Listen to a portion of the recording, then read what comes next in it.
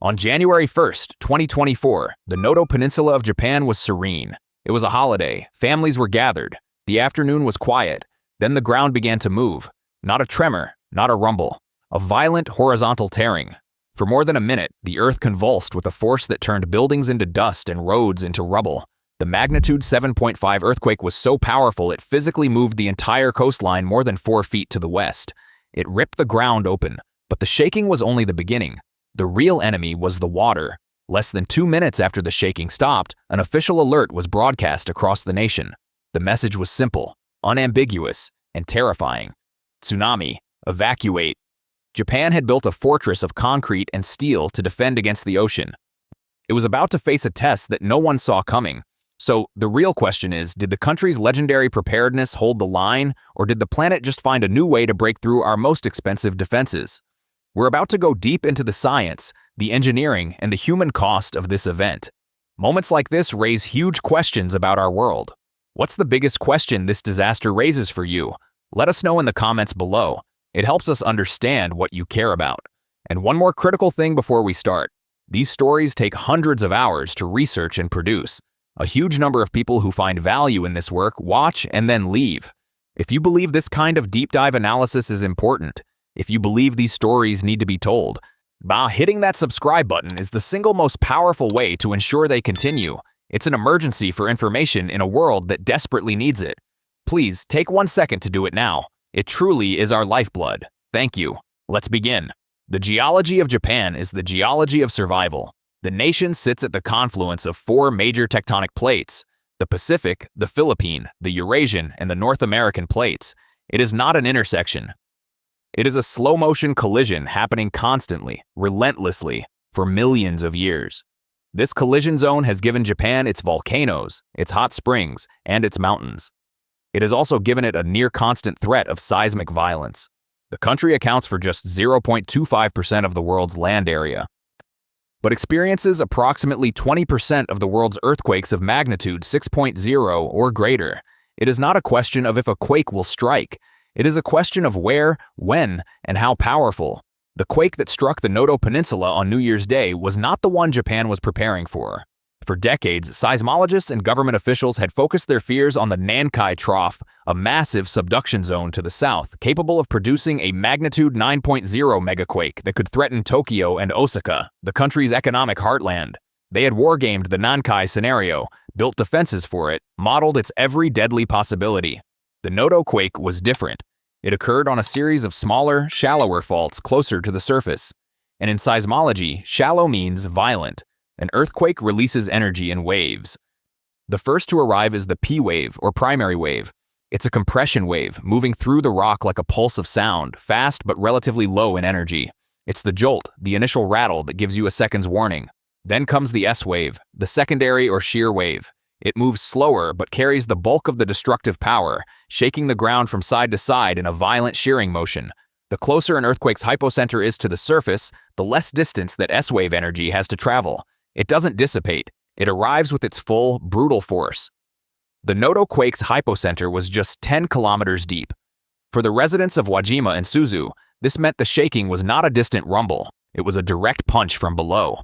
This is the point in the story where we have to ask what we're learning. We're only a few minutes in, and the sheer force of this event is already staggering. Drop a comment with one word that describes your reaction so far. Let's see what this is making us all feel. Within seconds of the first P-wave detection, Japan's National Earthquake Early Warning System sprang to life. A network of more than 4,000 seismometers, among the densest in the world, registered the event and triangulated its location and magnitude almost instantaneously. Algorithms calculated the expected shaking intensity across the region and broadcast alerts to millions of mobile phones, televisions, and public announcement systems. The warning gave some people seconds, others perhaps a minute, to take cover before the S-waves hit. It was a technological marvel operating at the speed of physics. But it could not stop the ground from tearing itself apart. When the shaking finally ceased, a fragile calm descended. But for coastal residents, the training drilled into them since childhood took over. The real danger had not even arrived yet. An earthquake of this magnitude, this close to the sea, means only one thing. The Japanese government's warning system didn't wait for confirmation. It didn't need to see the wave. The models are absolute. A major shallow quake in the Sea of Japan is a tsunami generator. Period. Across the coast, sirens began their haunting wail. Cell phones blared with the stark digital command to flee to higher ground. A tsunami is not a wave in the way we understand it. It is not a product of wind or tides. It is a displacement of the entire water column. When the seabed is suddenly shoved upward by a fault rupture, it lifts trillions of tons of water with it. That water, now raised above sea level, collapses under gravity, sending a wave of energy rushing outwards in all directions. In the deep ocean, this wave might be only a few feet high, its energy spread through the full depth of the water. It can pass beneath a ship unnoticed. But as it approaches the coast and the water becomes shallower, the energy has nowhere to go but up. The wave slows down, but its height explodes. It transforms from an invisible pulse of energy into a wall of water moving at the speed of a commercial jet. Japan, more than any nation on Earth, understands this enemy. Following the catastrophic 2011 Tohoku earthquake and tsunami, which claimed nearly 20,000 lives and caused the meltdown at the Fukushima Daiichi nuclear plant, the country embarked on one of the most ambitious and expensive civil engineering projects in human history. A national reckoning had occurred. They would never be caught so unprepared again. We're about to discuss infrastructure on a scale that is hard to comprehend. If you think this story is important, please share this video with your family or on your social media. Hit the like button so more people can see this. Awareness is the first step in preparedness, wherever you live. The plan was audacious in its simplicity. They would build a wall all along the 250 miles of coastline most ravaged by the 2011 disaster. A new line of defense was erected. The Great Wall of Japan, a network of colossal sea walls, some towering more than 40 feet high and stretching for miles, designed to stop a tsunami in its tracks. The cost was astronomical, exceeding 1.3 trillion yen, or nearly 12 billion US dollars. Entire towns were re-engineered. Coasts were reshaped. It was a statement of intent, written in concrete and steel, a declaration that engineering could tame the ocean. This physical barrier was backed by a human one. Japan's culture of preparedness is legendary. From the moment they enter elementary school, Japanese children participate in regular, realistic disaster drills. They know the sound of the siren. They know the evacuation routes. They know that when the earth shakes, you run. Not away from the shaking, but away from the sea. Designated evacuation towers, multi-story steel structures were built in low-lying areas, and providing a vertical escape route where high ground was not immediately available. The government poured resources into public awareness campaigns, into refining the warning systems, into making sure that the muscle memory of survival was ingrained in the national psyche. Japan had created a fortress, a multi-layered system of technology, infrastructure, and training designed for one purpose: to ensure that the tragedy of 2011 would never be repeated. And yet, on January 1st, 2024, the water came. The fortress had a flaw, not in its construction, but in its core assumption. The Great Wall was designed to repel a tsunami generated by a mega-thrust earthquake far out at sea. Like the 2011 event, that kind of tsunami has hours to travel, its arrival time and height more predictable. The Noto quake was different. It was local. It was close. But the tsunami was generated just offshore, giving residents minutes, not hours, to escape. The first waves arrived at the nearest parts of the peninsula in less than 5 minutes, and the earthquake had another surprise. The seismic faulting beneath the Noto Peninsula was not just a horizontal slip. It included a significant component of vertical uplift. In some areas, particularly around the port of Wajima, the quake physically lifted the coastline by as much as 4 meters or 13 feet. This geological deformation was catastrophic. It meant the seafloor in the harbor was now higher than the water level. The ocean literally receded and couldn't come back in, leaving boats stranded in mud. It also meant that the arriving tsunami wave was interacting with a coastline that had just been reshaped moments before. The models that predicted wave behavior were facing a real-time variable they could not account for. The initial tsunami forecast was for a wave of up to 5 meters or 16 feet. For a coastline defended by 40-foot walls, that should have been manageable. But the localized nature of the event produced a more complex reality. The waves that struck the Noto Peninsula were not a single, towering wall of water like in 2011. They were a series of rapid, powerful surges, arriving one after another, relentlessly pushing inland. In many places, the defenses held. The massive investment paid off. But in towns like Suzu and Wajima, the water found the gaps. It overtopped smaller seawalls, surged up rivers and into drainage channels, flooding low-lying districts with a speed that was impossible to outrun. The footage is terrifying. Water not as a gentle tide, but as a brown, churning force, carrying debris, cars, and pieces of destroyed homes. It wasn't the apocalyptic scale of 2011, but for the people in its path, the distinction was irrelevant. It was devastation. It was loss. And it was happening again. And I know what you might be thinking. You hear subscribe and your brain wants to tune it out. I get it. But let me be blunt. My producer is staring a hole through the side of my head right now. Subscribing is the non-negotiable metric that allows us to spend the time it takes to go this deep on a story. It's a click for you, but it's our entire production budget. So if you've learned even one thing so far, please consider it. Okay, crisis averted. For now, the water was only one dimension of the failure cascade. As the tsunami ravaged the coast, a second disaster was unfolding inland. The intense shaking had triggered hundreds of landslides in the peninsula's mountainous terrain. Roads were simply gone, swallowed by collapsing hillsides or buried under tons of rock and soil. The Noto Peninsula was cut off. Rescue teams couldn't get in. Residents couldn't get out. Towns and villages were turned into isolated islands of survival, their inhabitants forced to fend for themselves in the immediate aftermath. Then came the fire.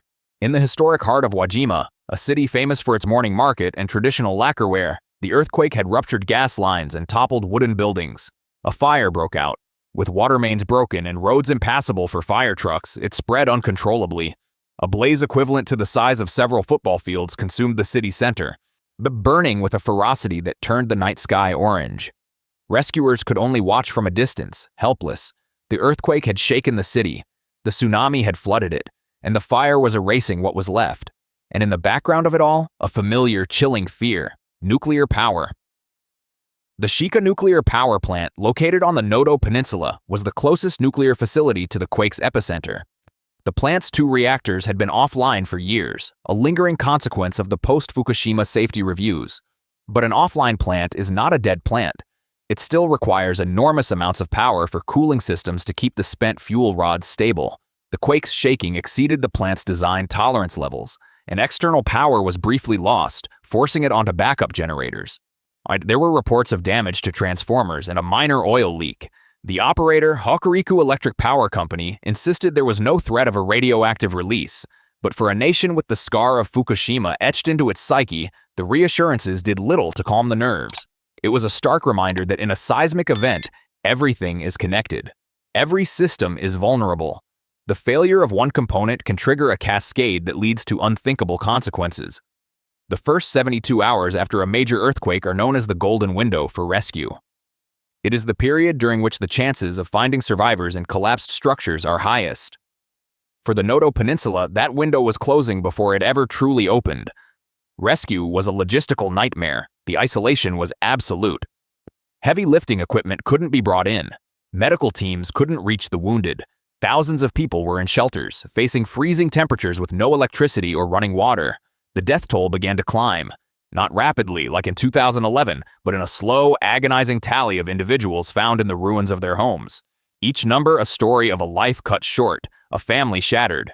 The economic devastation was profound. The Noto Peninsula is not Tokyo. It is not an industrial powerhouse. It is a region built on fishing, agriculture, and tourism. Its value is measured in its culture, its craftsmanship, its natural beauty. The earthquake did not just topple buildings. It destroyed livelihoods. Ports were rendered useless by the coastal uplift. The fishing fleet either destroyed or unable to leave the harbor. Wajima's famous lacquerware workshops, many of which had been passed down through generations, were reduced to ash. The tourism that sustained the local economy vanished in an instant. This was not a wound that could be patched with insurance money and government grants. It was an existential blow to a unique way of life. The world watched, but the ripples of the Noto earthquake were more than just sympathetic headlines. They were physical. The Pacific Tsunami Warning Center, based in Hawaii, issued alerts for coastlines across the Pacific.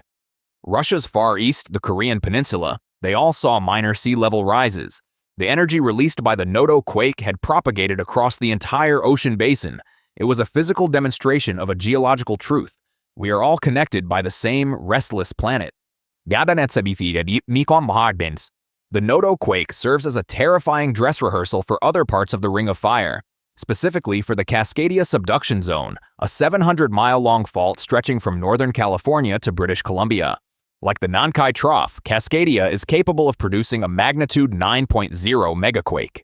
Geologists know from sediment records and indigenous oral histories that it has done so in the past, most recently in the year 1700. And they know it will do so again. When it does, it will generate a tsunami that could strike the coasts of Washington, Oregon, and California with just 15 to 30 minutes of warning. Japan's response to the Noto quake is a sobering case study for the American West.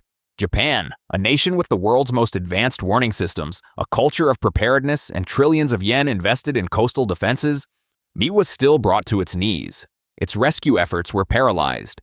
Its infrastructure failed. Now, compare that to the Pacific Northwest. Where are the massive seawalls? Where are the designated purpose-built evacuation towers? Where are the weekly mandatory disaster drills in schools and workplaces?